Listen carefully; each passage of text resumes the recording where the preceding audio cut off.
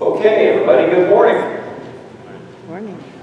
We might have a few straggling in here to understand the morning session ran a little bit long. We'll go ahead and get started and get into talking about digital wealth management, disruption of the industry. We talked a lot about that here. But let me first introduce myself. I'll put up here some of our Twitter information. Since this is a technology conference, we're focused on social media as well. We'd love to have you follow, tweet while we're talking. That would be great. So my name is Steve Dunlap. I am here in my capacity representing Interactive Data. Interactive Data is a $1 billion market solutions provider. I sit on the advisory board, not an employee, I sit on the advisory board of their wealth management business, which is based out of Frankfurt. And, but in real life, I consult to companies on wealth management, digital disruption, digital wealth management, robo-advisors, and I work with asset management firms, private equity, technology firms. So that's what I do. The topic I'm going to be talking about today, I'm going to draw heavily from a white paper that I have out. Stratym is the name of it, is my consulting company. The white paper is available either on our website or you can shoot me an email and I'll be happy to send you a copy of it. But a lot of this material goes into much more depth in that paper. So let me start with a story. A lot of you in this room, since we're technology people, probably recognize this. But does everyone know those big car top boxes that you use when you go on vacation to bolt to the top of your car and you throw your skis and your other junk in it? So I moved recently and my movers broke a piece of it. And through looking on their website, I learned that I need to go out and buy something called the Snap Fit Cradle to replace that part on that car top box. And so I went and Googled Snap Fit Cradle looking for that and found different places I could order it, but I also came across this. This is almost a year ago now, and I didn't recognize what it was at first, but soon enough realized what that was is if I had one of these, I could have downloaded that thing, right? It's a 3D printer template. So I could have actually printed that little part from my car top box, carried it right up to the garage and installed it right then, rather than, well, with Amazon these days, waiting for it the next day, it wasn't so bad. But somehow that was an aha moment for me. That struck me that when we talk about how much our world is changing because of technology, and I do a lot of work relating the change in technology to help wealth management and financial services people understand what that means for them. Because believe me, the language that all of you speak at this conference and the language that most speak in that industry are completely different. Vivek yesterday in his remarks said a lot of the industry has their head in the sand, and I would have to agree with that. But this particular event just struck me as that sort of inflection point. I can now download a thing, for heaven's sakes. So before I get into the topic, I thought I'd just spin through a couple of examples to kind of set the stage here about just how much digital technology is changing our world. And then I'll talk about what that means to the financial services industry and the wealth management space. But a couple of fun examples here. So everybody here knows Moore's Law, and everybody's familiar with that. But Moore's Law, the pace of change is actually accelerating when you look at that. And it's creating what I've heard called an army of Davids, all these small little firms that are coming in and taking over different little niches in the business. And when we see how much is being deployed into the fintech space as far as new startups, new private equity money being deployed there, new venture money, we can sort of see what that's ultimately going to do to the industry. We all know these examples. Uber is everybody's favorite analogy these days, you know, the Uber of this or the Uber of that. Everybody here, probably, I'd be willing to bet 90% of this room has used Uber. When I present to financial advisors, I actually had a guy less than 6 months ago ask me, what is Uber? So if that gives you some idea of the different worlds we're living in, I was talking about that might help. But Uber is a particularly good example for financial advisors in our space because it's simply a better, more technologically enabled way of doing the same thing that you already do. And for financial advisors already providing financial advice, that's what digital wealth management, that's what robo-advisors are. So if we don't adapt to that and don't figure out how to incorporate these technologies into our business, we're in trouble. Bitcoin and blockchain technology, I think, could be one of the most disruptive things to the financial services industry in general. I won't go into that in detail, and then the little blue guys up on the right are exactly what you think they are. Now, don't get nervous, I'm not going to get weird or anything. right? But that was a fascinating example to me because that's an example of a technology known as electrospinning. And it's real, it's fun. This particular initiative is funded by the Bill and Melinda Gates Foundation. And they're actually able to use this electrospinning, it's a nanotechnology that's able to spin essentially a fabric or a material from medicine and drugs so that they can actually create a female condom that can be used in Africa to empower women to protect themselves from sexually transmitted diseases and from unwanted pregnancies without violating cultural norms.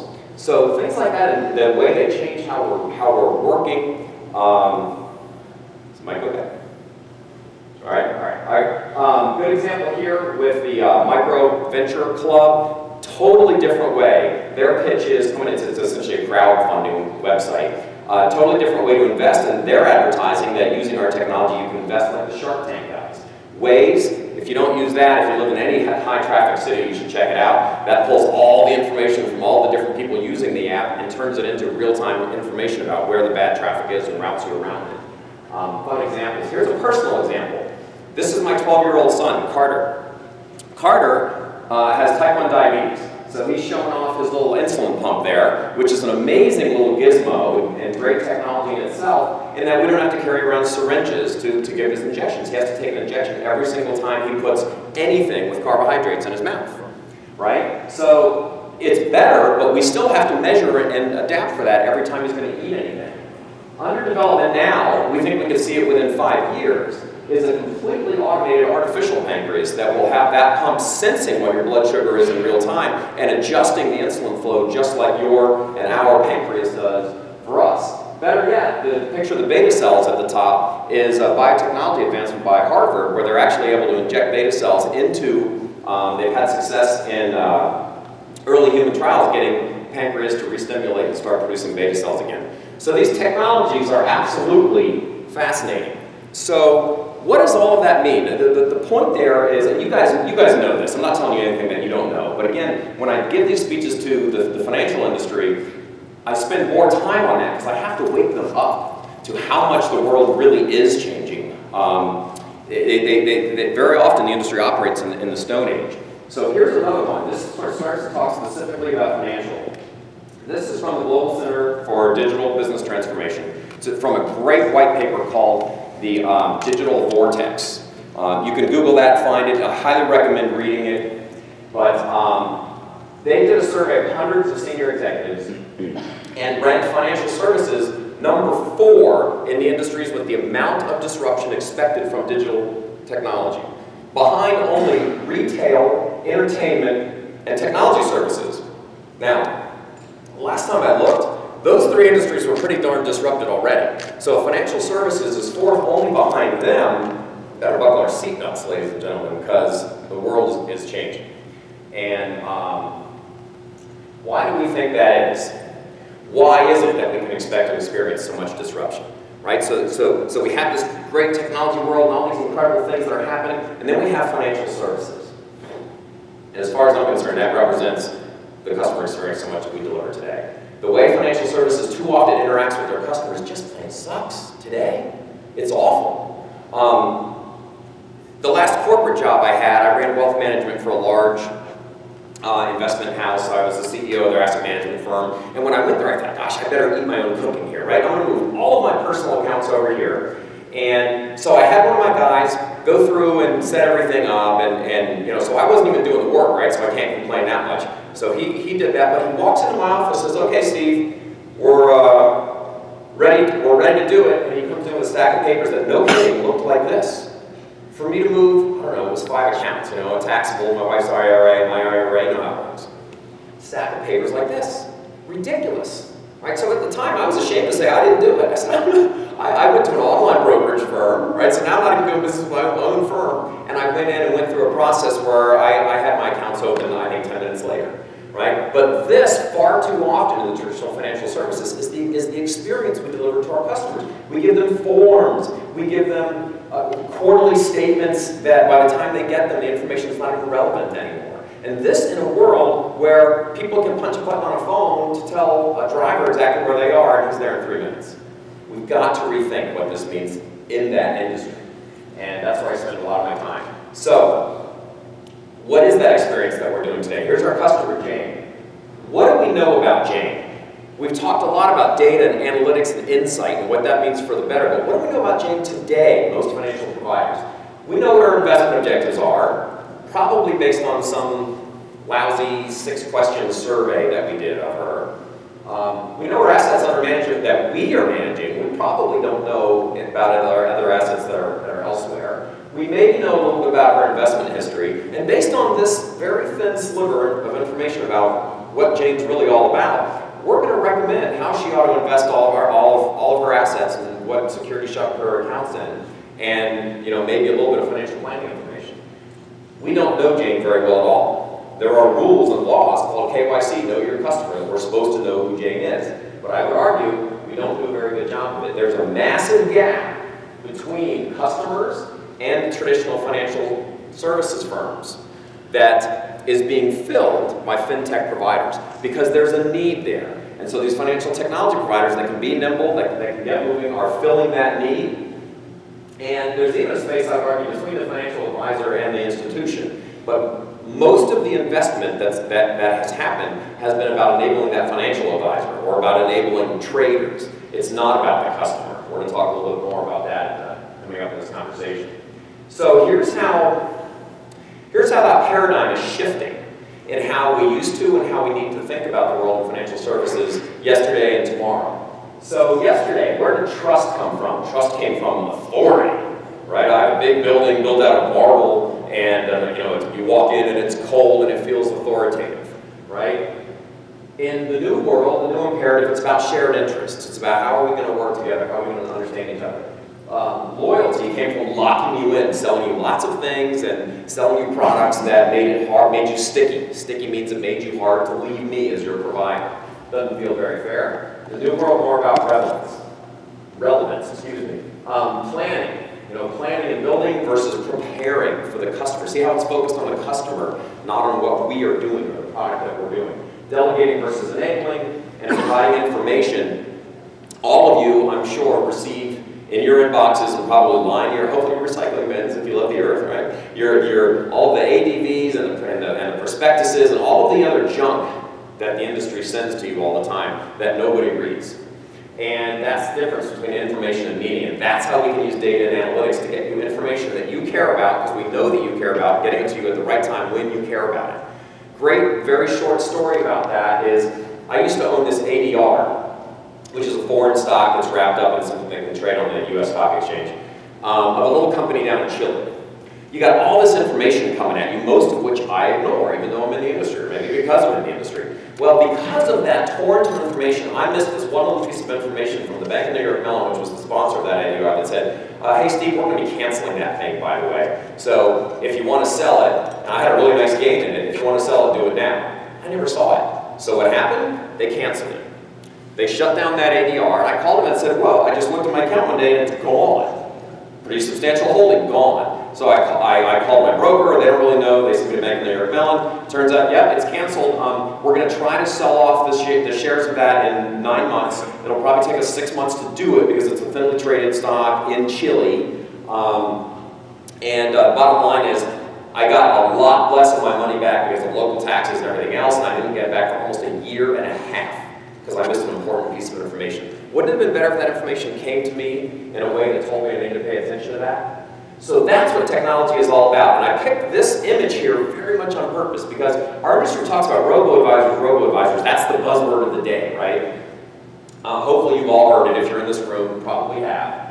The term robo is a hopelessly narrow construct for what's really going on in the industry, which is really the overall digitization of the entire space, and hopefully the improvement of the service and the results that we deliver to the customer. And that's why I picked this image, because I think it actually should be something that we're excited about, not threatened by.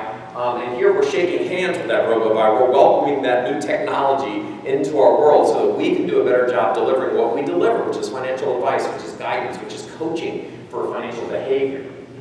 Robo-advisors are growing like crazy. These numbers are from IT Group, and it shows $5.3 billion in just those automated investment firms. And that's as of last year. It's a much bigger number now. Wealthfront alone has $6 billion now.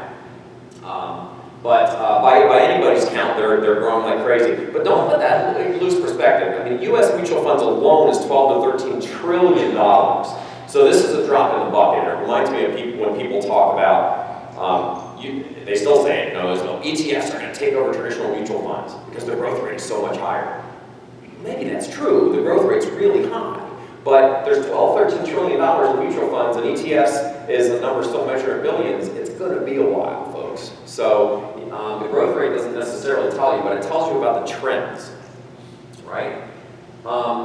So it's not just about the technology, but it's about how do you run your business? How do I use information? How do I use technology to deliver something better for my customers, to make things more profitable for me? And these are a sample of some of the questions. We came up with this interactive data that executives need to be thinking about as far as how they adapt their businesses to this new world, right? And so it's not just about, are you going to have a robo-advisor give you an automated asset allocation and portfolio construction capability? That's really a small part of the overall picture.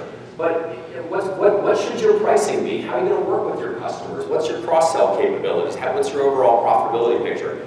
These are the things that executives struggle with, and these are the things where the proper use of analytics and data and stitching together all those capabilities can really be helpful in running a financial business. So, if we do all of that right, what does our relationship with Jane look like tomorrow? Right? Instead of that little thin slice of information that we know about Jane now, done right, and you've heard a lot about this at this conference, if we pull all the information that we know about Jane, more information helps us understand her better. We got to do it right. We got to do it with her permission. We've got to do it with transparency, so we avoid that creepiness factor that I talked about on the panel if anyone was there the other day. But if we can pull in information from social networks, if we can pull in information about her behavior on our site, here's one example. If we know what Jane has on her watch list versus what she has on her portfolios, isn't that information more useful to us? Isn't that more meaningful? Because that's what Jane's looking at. Our industry forever has put a lot of importance on what's in that portfolio. And I would argue that really means very little, because that portfolio is what has been sold to her over the years. It may or may not reflect, what she's really all about. But the more of this information that we can pull in, if we can pull in aggregated banking data, if we can pull in online behavior, if we can pull in all these sorts of things and then stitch that together, and that's hard to do, but it's doable, and Interactive and IBM are working together on it. I have a slide coming up on that. We can provide a much better customer experience. We can get her that information about that ADR in Chile that's going to be sold, so she understands she needs to take action on something before she gets hosed by the system. Whole different world. What if we don't? This, you can't quite see it, but this is a favorite analogy of a lot of people in the financial industry when we talk about this. This is travel agents. Now, some of you look like you're old enough to remember, back when we used to buy tickets, and you get those funny airplane tickets on that weird red carbon paper, right?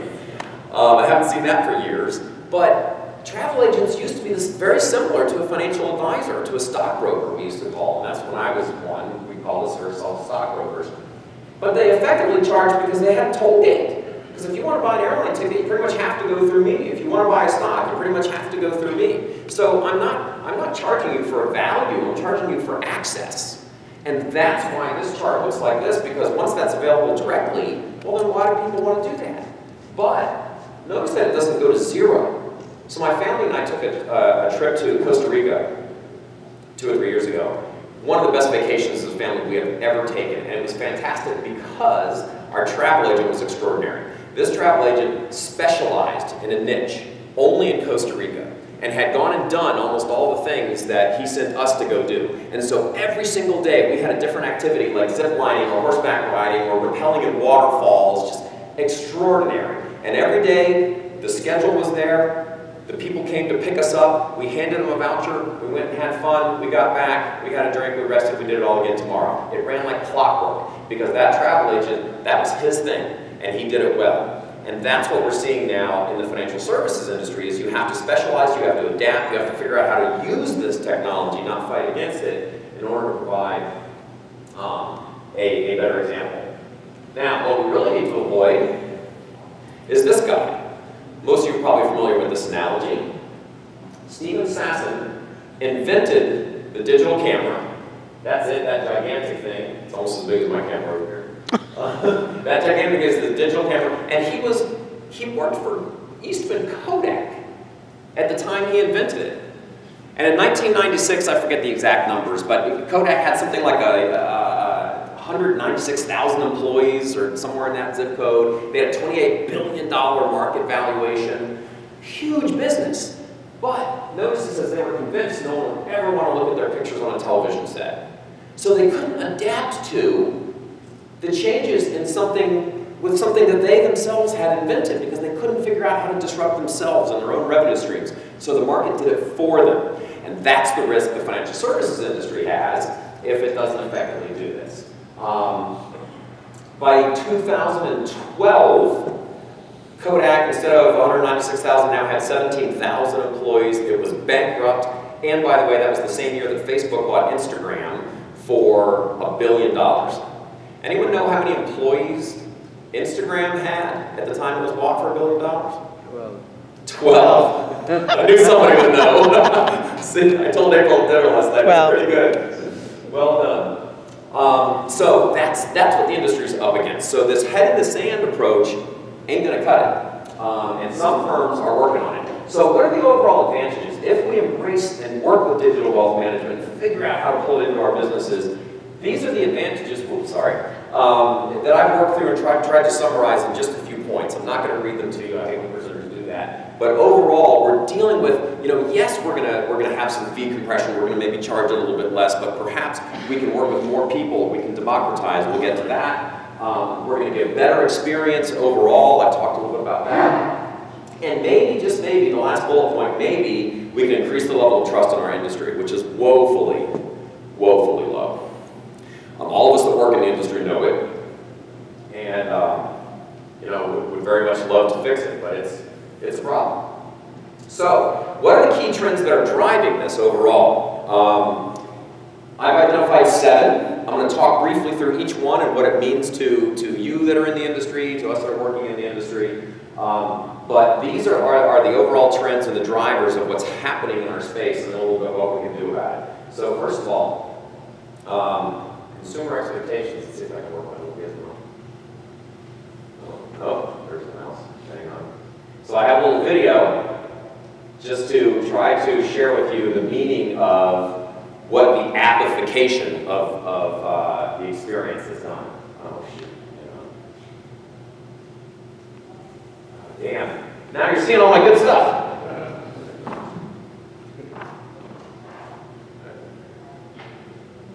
There we go.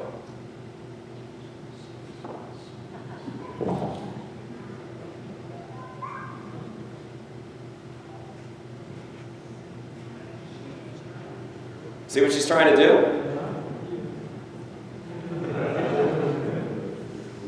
I thought that in some ways encapsulated everything. Is, wait, is that little familiar pinch motion from the iPhone? That little baby is trying to expand that Marie Claire magazine, right? So I can stand here and talk about digital natives. You all know what digital natives are, but I thought that was a much more fun illustration. But the fact is that all of us, not just infants, are now in this world where our expectations about how we're going to interact with anyone we're doing business with is going to be driven by this kind of an expectation. I expect to be able to expand that magazine with my fingers, right? I expect to be able to interact in real time and have an app deliver me information about what I should be caring about in my portfolio, that little ADR that disappeared and I lost, right?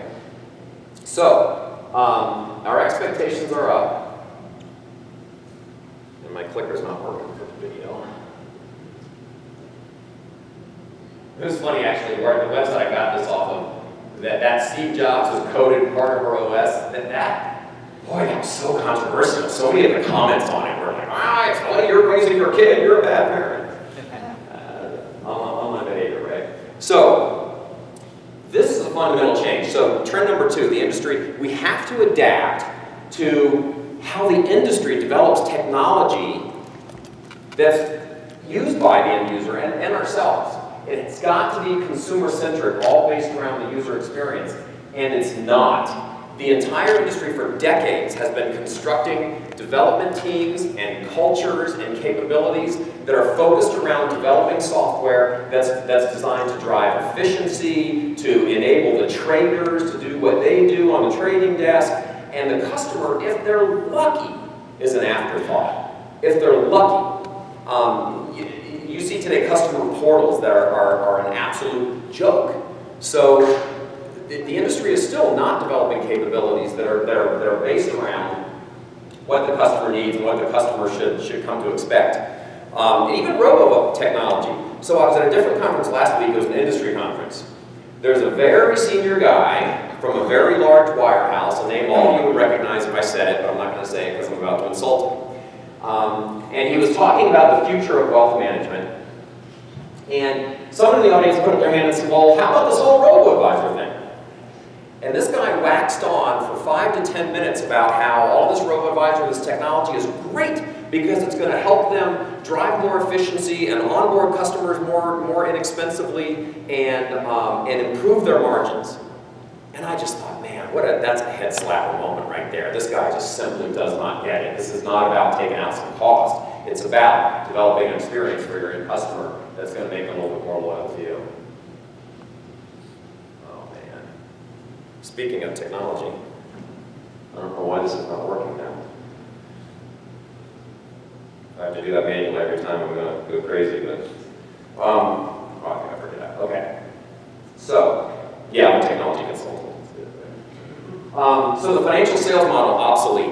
What do I mean by that? The industry has for years, and I did this in the early 90s, I was a stockbroker, right? And I've always been a good, honest guy. I promise I'm kind of a goody two-shoes.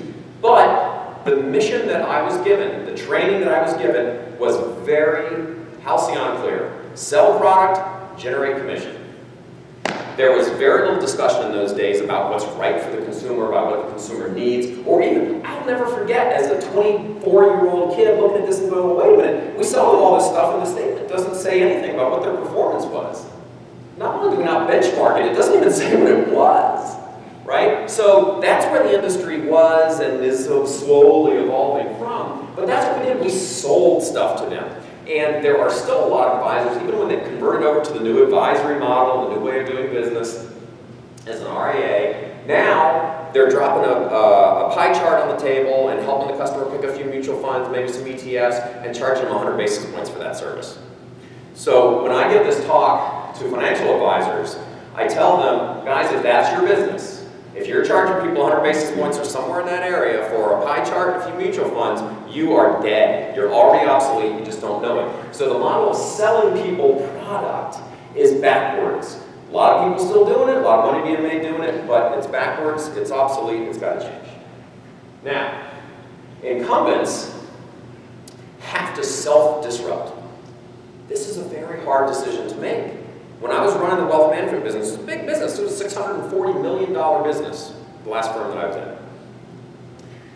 And in order for us to introduce, for example, an automated way of using robo-advisor technology, which, by the way, I rolled out automated portfolio construction capabilities in 2008 at a different firm. So the automated portfolio construction robo-advisor thing is not new. Just giving it directly to customers is newer.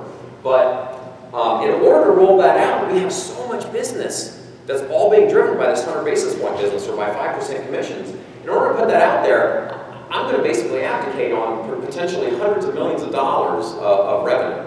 So I'm not suggesting there's an easy answer to this, but it's either you're going to be the travel agent graph, or you're going to find some way to introduce and disrupt yourselves and figure this out. But my point is, it's a very difficult problem because you have a lot of firms that are producing a lot of revenue, and frankly have customers that in some cases are quite happy doing what they're doing, often because they don't know what the alternative is. But self-disruption is a very difficult thing, but that's what everyone's struggling with. Adoption by incumbents. I ran a business years ago that we built an automated onboarding capability for annuities and life insurance. And it was a brand new technology, and we started the business trying to sell it as a direct-to-consumer play, so we would sell annuities direct-to-consumer, and we actually manufactured different annuities, took out a lot of the costs, a lot of the bells and whistles, so they were actually a better product. But it didn't sell. Our customer acquisition cost was $1,200 or $2,000, depending on the year that we looked at it. It was bad, it didn't work, and then ultimately, so what did we do? We turned and said, well, hey, how about if we go sell that technology to people who actually sell annuities, like the guys at Merrill Lynch and Wachovia and Schwab and a bunch of other deals, and that's how we built the business. So that's what's happening now. You see BlackRock go out and spend $150 million buying Future Advisor, which is an insane multiple. But that's what's happening is the incumbents will adopt these technologies. That's just the way the world works. And the ones that do it will beat the ones that don't.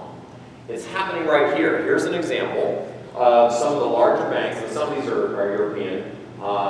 Again, this comes from IT, and it's done the interactive data business I talked about is based in Frankfurt, so it's got a very European flavor to it as well. But notice, even on the initiatives here, most of those dots are the client retention column. So this is firms playing defense, but the smart ones at least are playing defense and not pretending that they don't have an issue, right? Democratization, another trend driving this industry. Now, I know this is a global conference. Hopefully it's not just the Americans that understand that it's Al Gore who gave us this wonderful internet thing, and that's why we're all here today, right? But by democratization, what do I mean? If I'm going to disrupt myself, and I can't charge people 100 basis points for managing their money anymore, and I've got to come up with different models, well, shoot, maybe that same technology would allow my advisor, instead of managing 100 to 200 people in her book of business, maybe now technology could enable her to manage 1,000.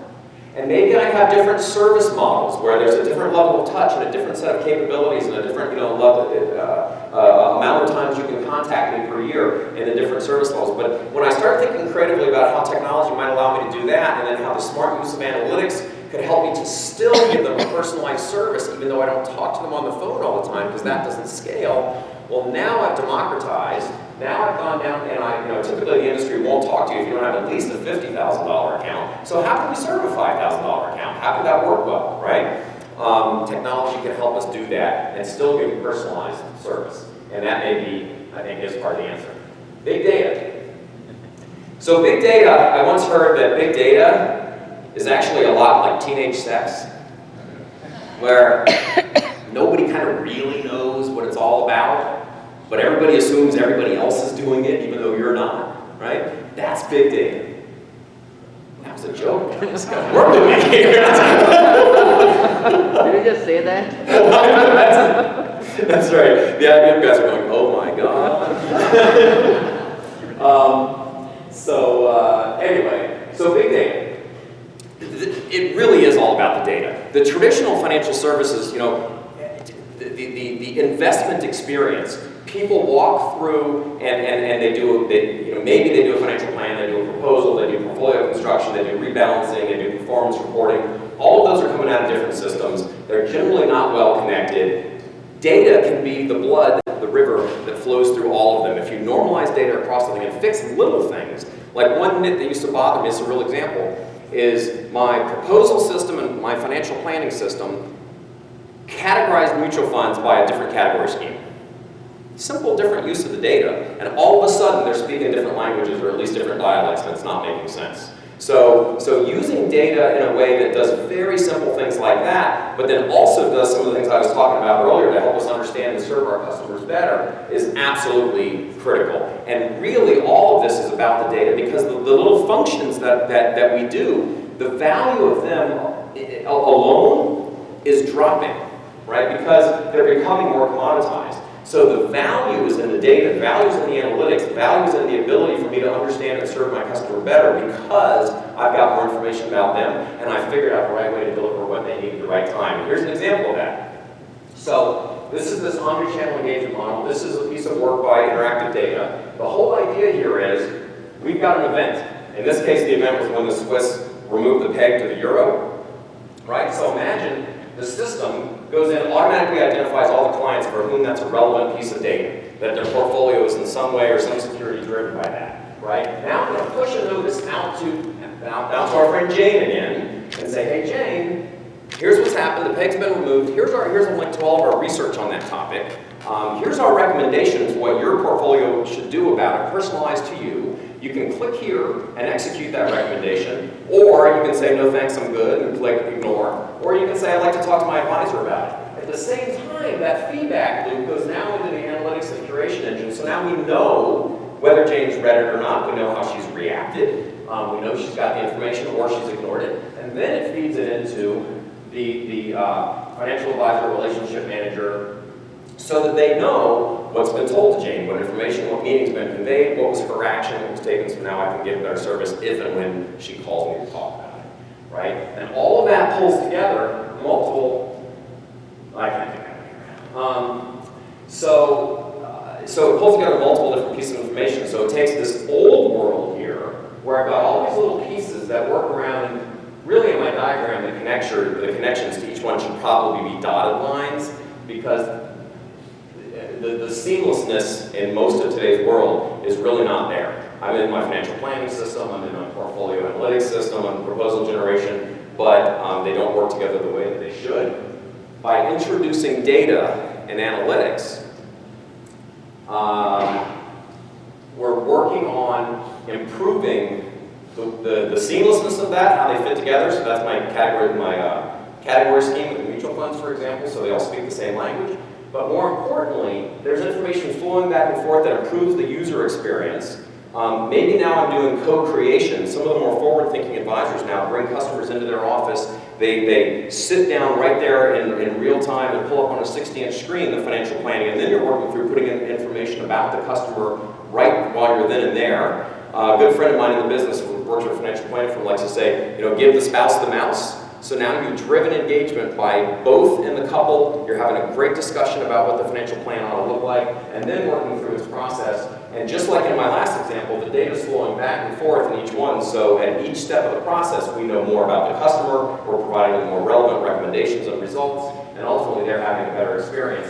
And most importantly, you can see, like unlike on the last one, quarterly reviews, which may become ad hoc or as desired reviews, now connects back to financial planning. And that's a critical link that doesn't often enough happen in today's world, is when I'm reviewing the actual investment results of my portfolio, I need to talk about, am I now on track to that financial plan that we've discussed?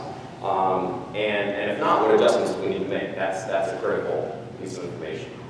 So that is, it's the data that stitches all of those pieces together. And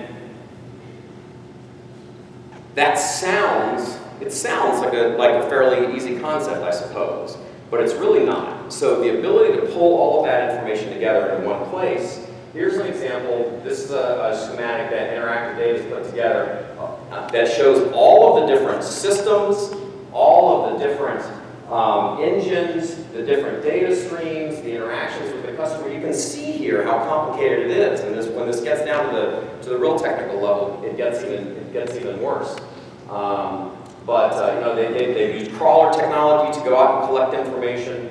They're running it through. They, of course, have, if you don't know them, they're one of the largest market data providers out there. They were actually just acquired effectively by the New York Stock Exchange 2 days ago for $5.2 billion. If anyone has the ability to stitch together all of that data, add in esoteric stuff like the social media, they do. So it's pretty interesting what's being built there. And they have some real use cases that are already deployed and working. Another example. So this is a different company. This is a little niche. I've talked some about context setting. I'm very passionate about the idea about giving your customers context. Because the way the financial industry has too often worked is the financial advisor I'm going to make myself look and feel smart by throwing a lot of jargon and a lot of technical terms at you so that you're afraid to ask questions and you feel dumb. Right? That's the way it works. Context setting is about saying, let's not talk about risk tolerance or things like that. Let's talk about what it really means to you. And this little company is just a small little startup firm, but what they've done is they've boiled down the whole concept of what is your personalized risk tolerance to one number. Kind of like the Morningstar rating. You could argue that it's oversimplified, but still the idea is they go through and they say, okay, based on based on where you are in your portfolio today and running the historical Monte Carlo analysis, over the next 6 months, we could expect your portfolio to be up by as much as 14% or down by as much as 8%, right? How does that feel to you, Mr. Client? Is that too much? Now we've actually translated, and we take those percentages, or they take those percentages and turn them into real dollars.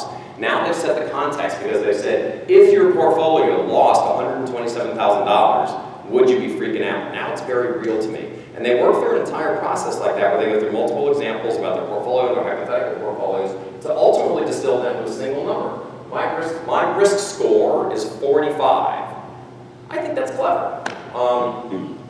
I think about myself as a fairly sophisticated investor, but I was sitting there having breakfast with the CEO and I thought, well, gosh, I want to know what my number is. Once you've done that, then they can rank what your portfolio is. So they can say, hey, your risk score is a 45, but the portfolio that you got from your last guy's a 65. You think we might want to fix that? So I just like that as an example because it's a really neat little way that one company has boiled down to set the context and have the discussion, and that's what technology can do for you. It's not all about robos and ones and zeros. It's about, can you use technology to have a better conversation with the people you're trying to serve so you understand them better. That's a good example of that. Another one is a company by the name of Folio Dynamics, right? So they have the ability to give the advisor, you can completely automate all the things that a robo-advisor does, and generally far more sophisticated. You can construct models of portfolios, you can deploy them across thousands of accounts, you can do one transaction that rebalances thousands. So now you can scale your very basic portfolio construction capabilities, which is not what your customers come to you for primarily, for that. They come to you because they want behavioral coaching. They want to understand, should I take my Social Security when I'm 62 or 71? What are my healthcare costs going to look like in retirement? How do I need to plan for that now? Am I saving enough money? That's what's really important. They're not coming. So my argument to all these folks is automate the things that have been and will be automated because they're a commodity now. Your customer's not coming to you to construct a portfolio, they're coming to you for financial wellness and feeling good about that. And when we look at all of the different providers that are out there, and it goes through this in some more detail in the white paper, there's 4 basic types of providers out there. You've got your basic B2C, the consumer, these are the wealth fronts of the world. In fact, Adam Nash has put a stake in the ground and said, we're not going institutional, we're focused on millennials, we serve the consumer, that's what we do. And then there's a number of others that sort of bleed over, Betterment's got a Betterment institutional out there, but there are folks where that's their primary business model, focusing there. The digital enablers are the ones that are coming in and trying to work with the traditional industry and say, we can provide you a technical capability in one way or another. It may be broad, it may be small. Matter of fact, with some of the things IBM's doing in the space, they would fit into this category. Then there's the specialty service or the niche providers.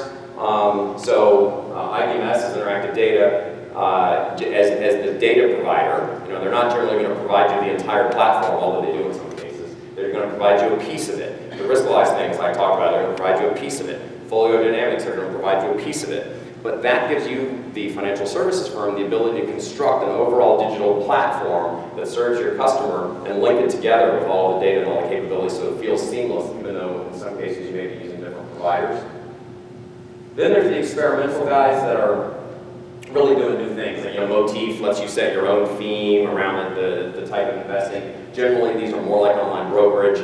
Hedgeable is a different model. You can invest directly in stocks, things like that. But that's kind of how we look at the world and break it down. So when we're talking to firms about who they might want to work with or firms they should talk to, that taxonomy is helpful. So if you are the disruptive, if any of you are from financial services firms in here, these are the 3 things. These are very high level, but here's what these firms need to think about.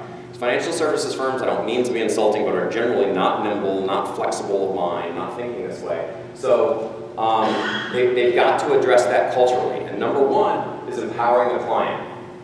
I talked about it, I've sat in a lot of industry meetings where people pay lip service to how important the client is, but it's buried in some deck, or it's oh yeah, the client. It's not the way the industry thinks too often now, right? They think about the advisor, they think about the traders.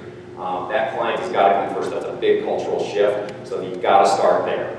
Number 2 is driving collaboration and education. I talked about that co-creation idea. I talked about give the spouse the mouse, all those sorts of capabilities.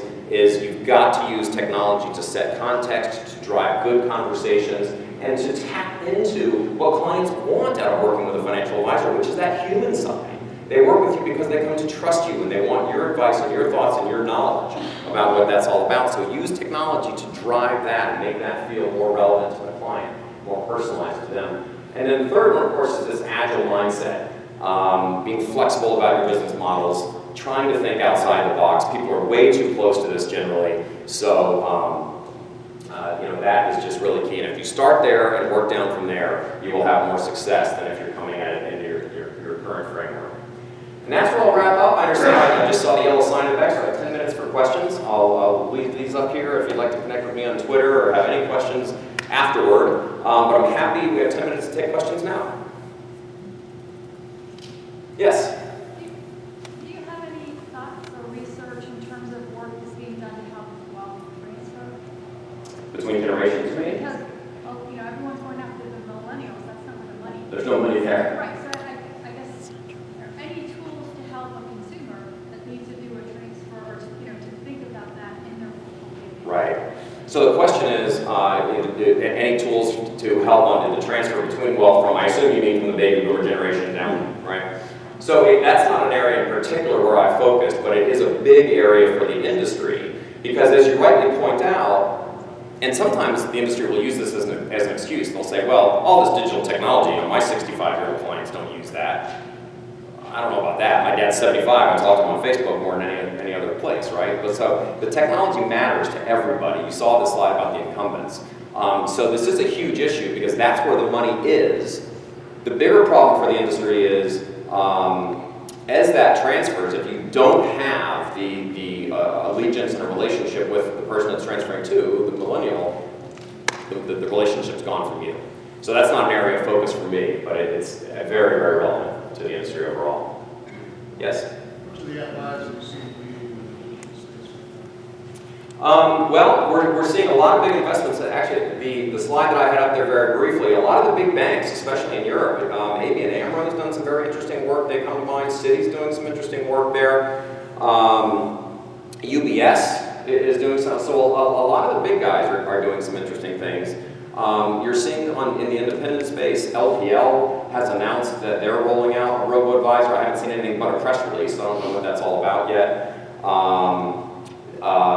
Fidelity, as a provider of both custody and services, Fidelity recently bought eMoney Advisor, which is people think of it as a financial planning package, but really it's a customer interface portal. That's what Edmund had built there. That's so interesting. And of course, BlackRock. I think BlackRock's a pretty forward, for a big company, they're a pretty forward-thinking organization. Like most of them, they don't do meetings with fewer than 40 people, but it's a big company, and the fact that they, regardless of what they paid for, right, they paid $150 million for Future Advisor, which a lot of people say, wow, I don't understand that valuation, but $150 million is nothing for them. If they can deploy that in the way that they're talking about, where they effectively restyle that to drive asset flow to iShares and other BlackRock product because they've given a better experience to the financial advisor and their customer, $150 million is meaningless. So those are some of the examples. Yes, sir.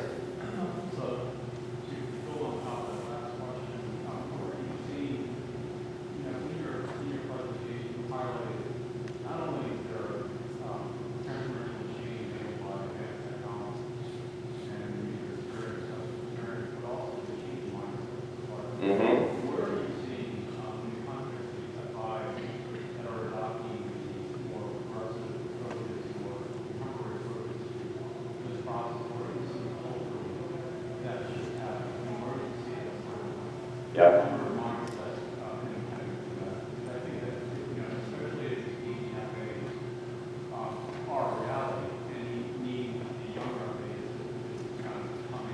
That's right. So the question was, everyone is where am I seeing the change in that mindset, that cultural change that I talked about? And the answer really is not in enough places. The place where you're seeing it is in these little financial technology companies that are out there. They're thinking in a very nimble way. So then the FIs have an opportunity to look at that and say, okay, well, I'm going to either acquire one of those. I have a lot of BlackRock. I'll go back to them as an example because The fellow that did that deal is a guy named Cameron Razai. I actually have him on a panel at an upcoming thing, and he's a pretty forward-thinking guy. He put that deal together. They're thinking about how they're going to use that robo-advisor to drive distribution, but not just to drive distribution, to improve the level of service that they're offering to the advisor and to the customer. That's different thinking, but it's rare. In most places, you'll see it in the little fintech firms. You'll see it at conferences like this. You know, I go around here and I laugh because the way that we talk here, it's the Stone Age when I go to financial conferences. We simply don't talk like this. It's really quite amazing. And I'll tell you, it's only in the last maybe year, maybe 14 months ago, the conversations I was having with advisors at conferences was saying, this robo-advisor thing is nonsense. It doesn't mean anything. Everybody said that Schwab was going to ruin the brokerage model back in the 80s, and it didn't happen. Well, the last one I did, it was just last June. I talked to 200 or 300 advisors, and they were coming to me afterwards going, when can I get a robo-advisor and how? Because I need that. Because now they're scared. Less than a year change. So the short answer to your question is I'm not seeing a lot, but it's starting to, because now there's fear. It's no longer a competitive advantage to be deploying this kind of technology. It's becoming table stakes. Time for one more? Time for a couple more. Yes? So I did hear a lot of conversation about regulatory compliance obligations in this model, because I support one of the very large banks, financial institutions in the States, and they're so mired down in regulatory obligations and litigation concerns that even if they think they want to innovate, they're not there. Even if their advisors are saying we want it, I know. How do they get there? And so could you comment on how they balance and what you see the impact of something like this on that? Yeah. In your crystal ball way. Right. So the question everyone's about compliance. And compliance is one of those necessary evils, right? My apologies to anyone in the room, but everyone's heard them joked about. It's called the Business Prevention Department. Compliance people are not paid to go out and take risks and think differently. They're paid to think about what are the rules and what is the way it worked yesterday and how do I make sure that we don't get outside of that box, right? So they're always going to be a problem when you're deploying. I had personal experiences where I was trying to deploy new technologies, a new way of doing things at my last firm, and compliance would say, well, hold on, we've never done that before. Well, that's kind of the point, right? That's kind of what we're all about. So I guess what I would say is, in order to work with compliance to get stuff like this done, goes back to the cultural change, it's got to come from the top. If the chief executive isn't saying this has to happen, you're not going to get through your compliance department. And then the chief risk officer will hear the chief executive say that, and hopefully he or she will be a relatively forward-thinking person and can think about what the business needs and is willing to, you've got to engage them and get them to think about, okay, even though we've never done something like this before, even though it's completely out of the box, how could we adapt in a way that doesn't break the rules? And some firms have actually gone and proactively had conversations with FINRA about things that they're working on. Sometimes that works, but FINRA generally won't say to you, yes, that's okay, you can go do that. You have to do it and then wait to get your hands slapped. So I guess that's my best answer is compliance. If you're lucky enough to have a compliance department that's flexible and forward-thinking, I've never seen one, but congratulations. But it's got to come from the top. They've got to know that they have to think differently, and hopefully there'll be leadership in that compliance department if you can identify who that person might be that's willing to think differently and get their staff to think differently, because the staff won't think differently because they're paid. They are compliance people because they're not supposed to think differently. It's maybe a cynical view, but sir. Just a follow-up question to that point. So compliance is necessary. Do you see any opportunity to use data and analytics to make that less intrusive? So it does tick along, but it's not intrusive, it's not slowing down the experience. That's a great question. So the question is, do we see an opportunity to use data and analytics and technology to improve the compliance process? That's a wonderful question, thank you. Absolutely, yes. Let me give you an example. In the independent broker-dealer space, 70 to 80% of the assets that are managed in that space are managed in what the industry calls rep as portfolio manager. That basically means the advisor, him or herself, is managing the portfolio directly rather than outsourcing it to a professional. Right? Now, most firms We sit around in industry groups and talk about the risk associated with that. Are the advisors benchmarking it properly? Do they have good performance? Is their portfolio that they're managing consistent with the IPS or the investment policy statement that's been developed for the customer? That's incredibly hard to police without good data. With good data, you could go in and offer it almost like it's a service for the advisor to say, at no charge to you, we're going to go through and evaluate all of your portfolios. We're going to take the data that we know about the customer, so now we can determine if that portfolio has a holding that we think is inconsistent with that person's risk profile, and we can determine if the overall beta or standard deviation of the portfolio is consistent with the level of risk that they've told us they're willing to accept. And then you can come back, and now it feels like a service instead of an intrusion. That you're coming back to the customers and saying, or to the advisors, and saying, here's some of the portfolios that we think you need to look at. And then, by the way, that will also help you find the guys where you just need to go have a conversation and say, look, you're just a lousy money manager. Let's find a different way, to focus on planning or whatever. So that's just one example, but I am an absolute big believer that technology and data analytics can be deployed to be much more objective and much more effective in the way that we police, but that's usually after the fact. That's usually more about supervision than it is about what could we go do tomorrow. And that's all the time we have for questions, everyone. Thank you very much for your engagement, for your questions. Much appreciated.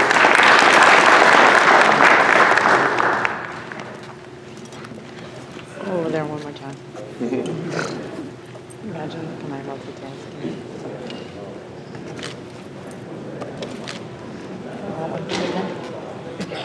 Yeah, go ahead. Go, it's gonna be good. Oh, thanks.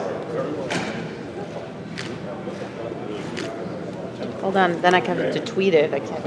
All right, I'll get it later. Microphone here. All right, that was the best I could do for you. I work in HR consulting practice, doing a lot of work with financial services institutions and looking to change behaviors and mindset inside organizations, and working with a couple of the Is that Jim? to help it be less so. Less dinosaur. Yeah. Jim? And, a big part of this is the So now, photographer now, I don't even, they have me doing everything, I know. But now you see what the confusion is, right? I think I assumed that they wanted you to come here. They invited you to come to specifically just blog, publish just about wealth management. Right, and I'm like, we're going to do that alone? Yeah. The only person. And so, I don't want to interrupt. Okay. Yeah. But she didn't do anything, so there's nothing I can do. Right. So I went to everyone, and I tried. Don't worry, I wouldn't So worry that's why about when you said to me about how much does it cost, I was like, wait a second, why is he asking me that question? Like, of course I'd like to do Right. that. That's a whole different. But that's a whole that's different not this conversation. week, That's a whole right. different That's conversation. not even this week, right. No, it's a whole different. Now, on the other hand, I still think, so when I said you didn't have content. She's still recording.